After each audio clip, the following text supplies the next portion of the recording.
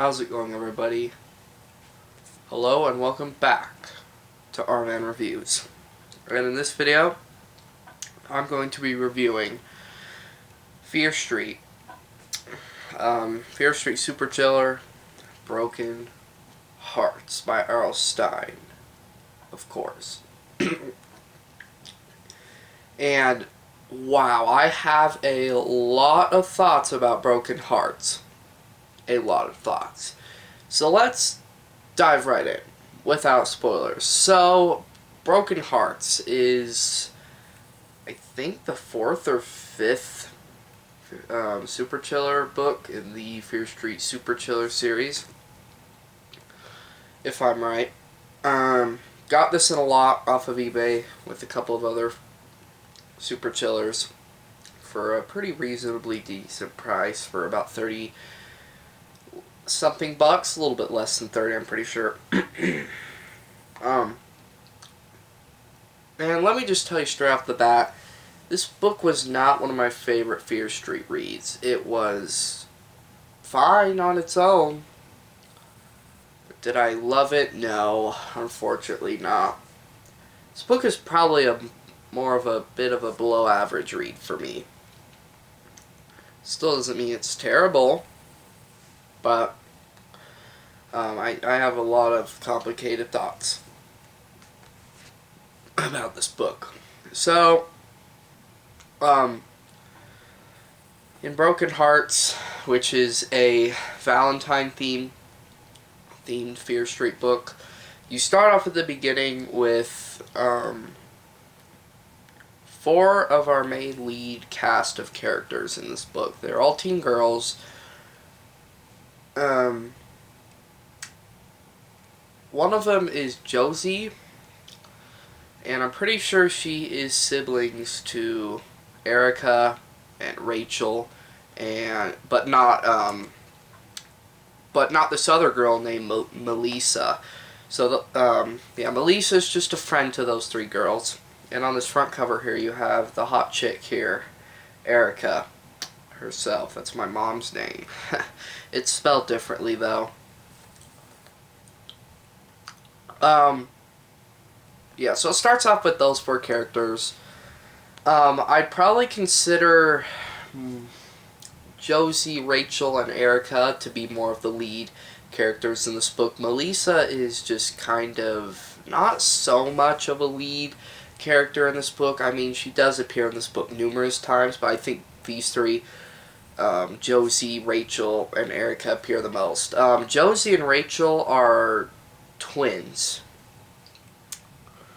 And Erica is the youngest sister. She's 14, my age.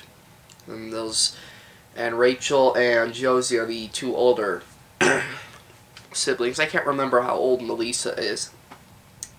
So you start off with all 4 of those girls on a horseback riding trip,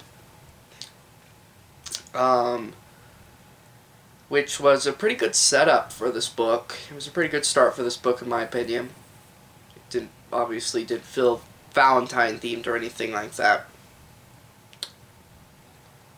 But then there happens to be a major, terrible accident that happens to one of these 4 girls, and indeed happens to Rachel. She falls off her horse. Her horse, rears up on its back legs and then just kind of bucks her off. Well, she kind of just rolls off and then hits her head on the ground. And then the book shifts from then to, next year, next Valentine, which is pretty interesting. This book, it doesn't have time travel in it, but it shifts from different, points in time, if that makes any sense. It's really hard to explain, but, the book is, in one year, in one Valentine year, but then it shifts to next Valentine, next year. So after that accident, those 4 are just kind of really upset for Rachel. They feel bad for her. Traumatic brain injury. and she can't leave the house. She always needs Erica and Josie to help her out. And Josie is the more ruder, I'd say, sibling out of the three. She just never wants to help Rachel out, which I found like very frustrating. Like, good grief, Josie, just help your sister out. She's just, I mean, she deliberately doesn't want to. She goes out with other guys as excuses, just to make sure that she doesn't ever have to take care of Rachel. And then you also have these other characters, which are not lead characters. You're more characters kind of the background. You have Dave, which is just kind of this weird dude. I can't remember who he dates, which girl he dates in this book. Yep, and then you have Luke, and then you have Jerry, which everybody nicknames Jenkman. Well, I think his name is Jerry, but I know everyone calls him Jenkman. You know, Jenkman. And I think that's all. Yeah, I did not like all the characters in this book. I think the four girls were just fine. Good enough for me, but just putting in all these other characters was just too much for me. It overstimulated me, and it made it really hard to go through the entire book, just going through all these different characters. This Fear Street book so far has been the only one that I've read currently that has the most highest number of characters, as well as the most highest body count number of 4.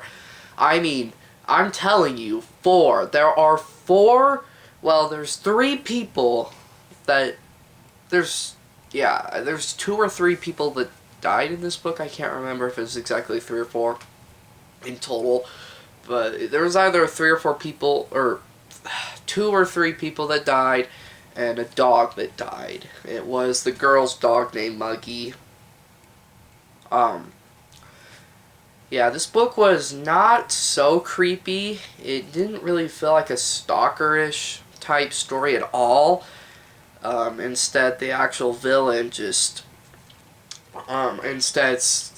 sent over and over again threatening Valentine's cards instead of just stalking the girls, which I thought was an interesting take for a Fear Street book. You know, most of them that I've read so far were just like actual stalker, thriller, slasher style mysteries, murder mysteries, where you actually have a real stalker stalking the main characters and trying to figure out who it is. That's the same thing in this book, but without the stalker kind of tone to it.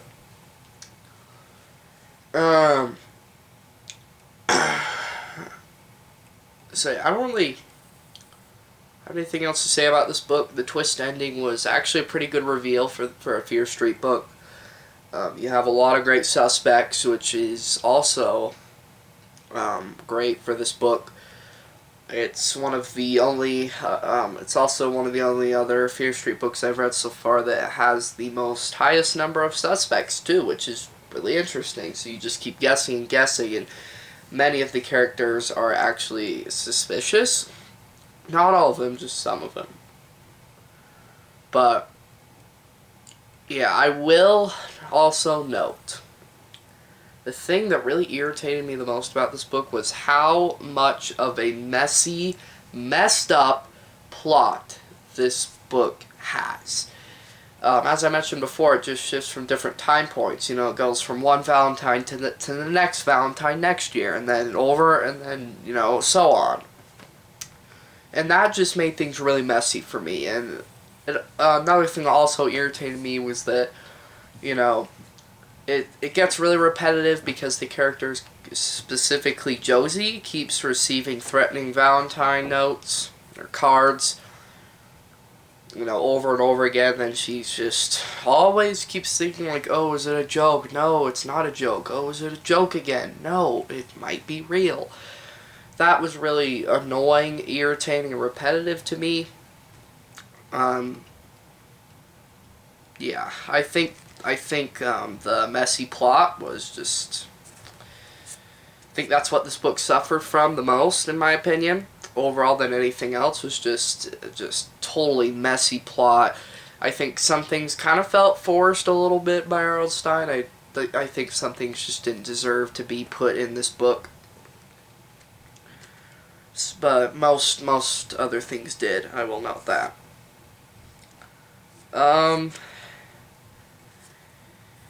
Yeah, maybe I would have liked this book a bit more if I read it next year for Valentine's Day.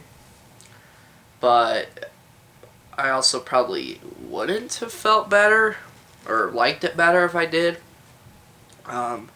It just it didn't really feel like much of a Valentine's book to me. It just like Silent Night 2, you know, I thought that book was going to be a great Christmassy themed Fear Street book coming into it. But it turns out the kind of Christmassy theme to it was just totally as in the background as a backdrop for the story. That's kind of the same thing for this book. Yeah, you get letters, you get Valentine's cards and all that stuff, but man, it's just, this book was gruesome. So far, it's easily the most gruesome and gory and violent Fear Street books I have ever read so far, because good grief, was this book just bizarre in every way possible. Before I wrap up this video, I will point out one last thing. If any of you guys are sensitive to people actually getting stabbed or murdered or just dying miserable deaths, what this book actually has, you know, with a high body count, then this book would not be for you if you are sensitive to high body counts and all that violence and gore. Because, my goodness, it even affected me in some ways. And, you know, at 14 years old, there were a lot of things in this book that just really affected me. So yeah, it's just another big important warning that I wanted to point out. If any of you are wanting to read this book too, coming into it. Yeah, my copy has seen better days. You can see the pages are like not even lined up. Mostly because the spine is totally warped. You can see on both sides. It's pretty bad. Pages are really clean though, and they're very, very like lightish, tannish colored. Yeah, also I think the last person who owned this signed their name on the front page there, so that's pretty interesting. Yeah, it's got Scotch tape 45 book tape all over it too. Yeah, so there's Broken Hearts. So that's gonna do it for this video, guys, for you guys today. So remember, subscribe down below, comment down below, let me know your thoughts in the comments down below, and I'll see you again. Or like down below too. And I'll see you again in my next videos. Take care.